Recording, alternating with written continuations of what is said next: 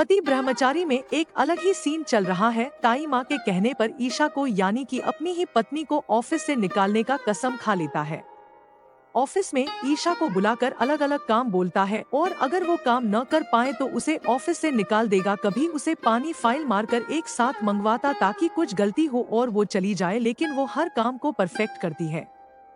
सूरज अपने ऑफिस में ये भी लिख कर रखता कि ईशा को कैसे भी जल्दी से जल्दी निकालना है, लेकिन लिखा हुआ ईशा पढ़ लेती है और कहती है कि तुम इसमें फेल हो जाओगे, मुझे निकालने के लिए तुम्हें दूसरी जन्म लेनी पड़ेगी। तब सूरज उसे एक फाइल निकालने को बोलता है जो कीबोर्ड के ऊपर रखा रहता और जो कि ईशा से नहीं हो पाएगा क्योंकि ईशा की हाइट कम है। फिर ईशा दिमाग लगाती और सूरज से उसका चेयर मांग लेती है। फाइल निकालने के लिए ईशा चेयर को कपबोर्ड के पास लगाती है और उसके ऊपर चढ़कर फाइल निकाल रही होती, तभी चेयर हिल जाता और ईशा गिरने वाली होती है। तब सूरज जल्दी से जाकर ईशा को पकड़ लेता है, लेकिन फिर भी ईशा गिर जाती है और वो भी सूरज के ऊपर ही। काफी देर वो दोनों ऐसे ही गिरे रहते, तभी वहाँ सूरज का सेक्रेटरी आ जाता है और दोनों को फिर वो दोनों एक दूसरे को संभाल कर उठ खड़े होते हैं, लेकिन सूरज का शर्ट का बटन टूटकर नीचे गिर जाता है और सूरज कहता है कि अगर मुझे मीटिंग में जाने को लेट हुआ तो तुम नौकरी पक्का चली जाएगी, और अपने सेक्रेटरी पर गुस्सा होके बोलता है कि मुझे जल्द से जल्द नई शर्ट चाहिए, मीटिंग में जाना है। और सेक्रेटरी भाग के जाता है, लेकिन ईशा कहती है कि मैं उसे 2 मिनट में लगा दूंगी, और वो जल्दी से जाती है और सुई धागा लेकर आती है और सूरज के शर्ट पर बटन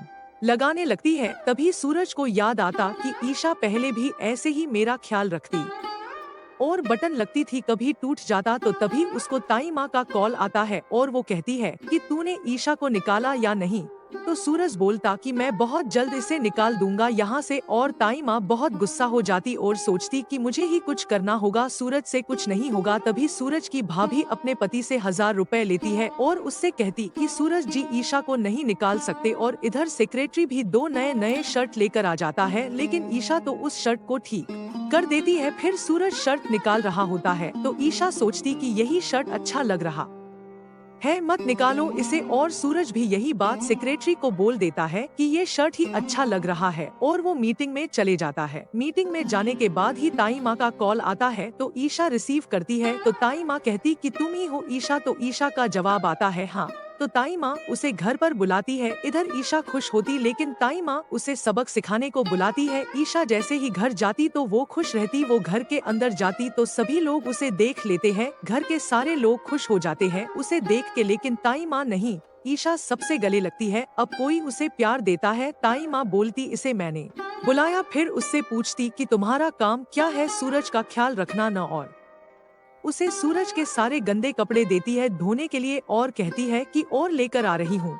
लेकिन ताई माँ के इस बात से घर के सारे लोग उदास हो जाते हैं, ताई माँ को मना भी करते हैं, लेकिन ताई माँ गुस्से से उन पर चिल्लाने लगती है। तो इस कहती कि मुझे कोई दिक्कत नहीं है कपड़े धोने में। सूरज के वो और भी खुश हो जाती है, फिर वो कपड़े धोने बैठ जाती। कपड़े धो ही रही थी तभी उसका दोस्त वहाँ आकर ईशा ईशा बोलने लगता है, तो ईशा सुन लेती कि ये तो राहुल की आवाज है। तो वो वहाँ जाती तो राहुल उसका हाथ देखकर बोलता है कि तू कपड़े धोने आई है या और कपड़े धो रही थी, तू चिल्ला ही रहा था। तभी ताई माँ आ जाती और पीछे से सूरज भी। तभी राहुल ईशा पर हाथ उठाने लगते हैं, लेकिन सूरज को भी इससे दुख होता है, लेकिन राहुल उसे थप्पड़ भी मारता है। वो उसके बालों को पकड़ के बांध देता है। आग के पार्ट में हम लोग ये देखेंगे कि सूरज और राहुल के बीच क्या होता है।